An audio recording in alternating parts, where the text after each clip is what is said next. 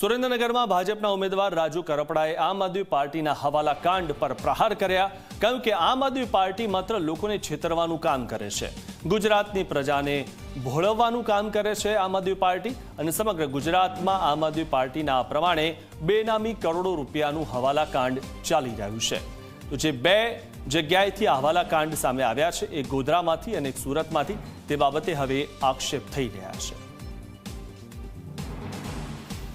2 દિવસથી કટ્ટર ઈમાનદાર પાર્ટીના કરોડો રૂપિયા ગેરકાયદેસર વહીવટો પકડાઈ રહ્યા છે, જેમાં આમ આદમી પાર્ટીના રાષ્ટ્રીય નેતાના નજીકના વ્યક્તિ ગુજરાતમાં આંગળીયું કરે છે 1.2 કરોડનું, ગુજરાતના નેતા સાથે જોડાયેલા એક વ્યક્તિ આંગળીયું લેવા માટે જાય છે 1.2 કરોડનું, અને આખી ઘટના જે છે એ સુરત ક્રાઇમ બ્રાન્ચની નજરે આવે છે।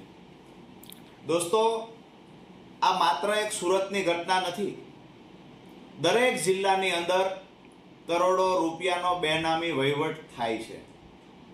મેં પાર્ટી છોડી ત્યારે કહ્યું હતું કે હું બોલીશ તો જમીન પગ નીચેથી સરકી જશે।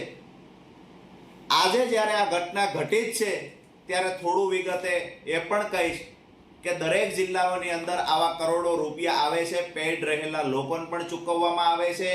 અમુક લોકો પાસે સ્ક્રિપ્ટેડ આયોજન પૂર્વક વિડીયો બનાવડાવવામાં આવે છે।